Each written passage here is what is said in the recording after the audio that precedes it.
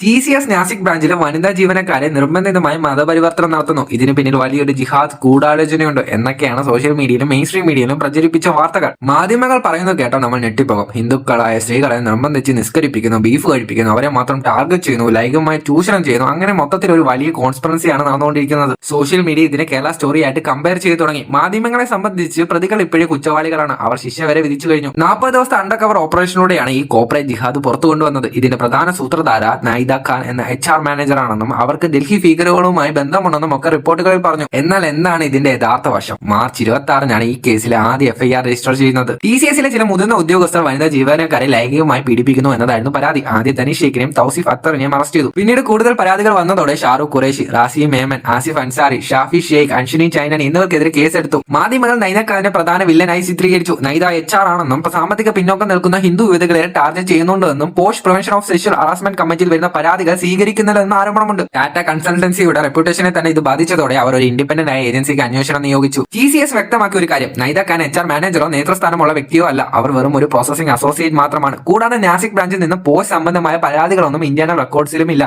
ഈ reporting system അനുസരിച്ച് ഒരു റീജിയണൽ മാനേജർക്ക് പോലും പരാതികൾ ബ്ലോക്ക് ചെയ്യാൻ കഴിയില്ല. അത് നേരിട്ട് മെയിൻ മാനേജ്മെന്റിലാണ് ലഭിക്കുന്നത്. മറ്റൊരു പ്രധാന കാര്യം, ലോക്കൽ ശിവസേന നേതാവ് നിതിൻ ഗെയ്ക്വാഡ് ഈ കേസിൽ ഇടപെട്ട രീതിയാണ്. ന്യൂസ് ലോണ്ടറിംഗിനോട് അദ്ദേഹം തന്നെ പറഞ്ഞ കംപ്ലൈന്റിനെ നേരിട്ട് കണ്ട് 2-3 ദിവസം കൗൺസിലിംഗ് നടത്തിയാണ് പരാതി കൊടുക്കാൻ പ്രേരിപ്പിച്ചതെന്നതാണ്. വിവാഹ വാഗ്ദാനം നൽകി ദാനിഷ് തന്നെ പീഡിപ്പിച്ചത് എന്നതാണ് കംപ്ലൈന്റിന്റെ പരാതി. 25 മാർച്ച് വൈകിട്ട് അവിടെയുള്ള ഹിന്ദു സംഘടനകളെല്ലാം കൂടി ചേർന്ന് 200-ലധികം പേര് നാസിക്കിലെ പോലീസ് സ്റ്റേഷനിൽ എത്തുകയും 26 രാത്രി 1 മണിക്ക് ആദ്യ FIR ഫയൽ ചെയ്തു. തുടർന്ന് ഒരാഴ്ചയ്ക്കുള്ളിൽ 8 FIRകൾ കൂടി വന്നു. എല്ലാ വിവരങ്ങളും നിതിൻ ഗെയ്ക്വാളും ഹിന്ദു സംഘടനകളുമാണ് പോലീസിന് നൽകിയത്. അപ്പോൾ പിന്നെ എവിടെയാണ് ആ 40 ദിവസത്തെ under cover operation? Nashik police commissioner തന്നെ അത്തരം ഒരു ഓപ്പറേഷൻ ഉണ്ടായിട്ടില്ലെന്ന് സ്ഥിരീകരിച്ചു. വനിതാ ഓഫീസർമാർ സാധാരണ വസ്ത്രത്തിൽ ഓഫീസിൽ പോയി ജീവനക്കാരോട് സംസാരിച്ചു പരാതികൾ സ്വീകരിക്കുക മാത്രമാണ് ചെയ്തത്. മാധ്യമങ്ങൾ പറയുന്ന സ്റ്റോറീസും FIRും രണ്ട് വഴിക്കാണ്. FIRൽ നിർബന്ധിതമായി മതപരിവർത്തനത്തിനെ കുറിച്ച് ഒരിടത്തും പറയുന്നില്ല. ഇതിനർത്ഥം പ്രതികൾ നിരപരാധിയാണെന്നല്ല. കേസിന്റെ ക്രോണോളജി നോക്കിയാൽ 23 വയസ്സുള്ള പെൺകുട്ടിയാണ് ആദ്യം പരാതി നൽകിയത്. പ്രിന്റ് റിപ്പോർട്ടിൽ പറയുന്നത് കംപ്ലൈന്റിന്റും ദാനിഷും കോളേജ് കാലം മുതലേ സുഹൃത്തുക്കളായിരുന്നു. ദാനിഷ് വിവാഹ അഭ്യർത്ഥന നടത്തിയെങ്കിലും പെൺകുട്ടി അന്ന് സമ്മതിച്ചിരുന്നില്ല. പെൺകുട്ടി പഠിത്തം കഴിഞ്ഞിട്ട് ദാനിഷ് പറഞ്ഞിട്ട് TCSൽ ജോയിൻ ചെയ്തു. പിന്നീട് പെൺകുട്ടി TCSൽ ചേർന്നപ്പോൾ ദാനിഷ്, തൗസീഫ്, നൈദ അടങ്ങുന്ന സംഘവുമായി സൗഹൃദത്തിലായി. 2024 ഓഗസ്റ്റ് വിവാഹ വാഗ്ദാനം നൽകി ധനീഷ് പീഡിപ്പിച്ചുവെന്നും പിന്നീട് തൗസീഫ് ഇതറിഞ്ഞ് ബ്ലാക്ക്മെയിൽ ചെയ്ത് പീഡിപ്പിച്ചുവെന്നുമാണ് പരാതി. ഇതിനിടയിൽ ഇസ്ലാം മതം മികച്ചതാണെന്ന രീതിയിൽ സംസാരം ഉണ്ടായതായും പരാതിയിൽ പറയുന്നുണ്ടെങ്കിലും ഇതൊരു കൺവേർഷൻ റാക്കറ്റ് അല്ലെന്നാണ് ACP സന്ദീപ് പറയുന്നത്.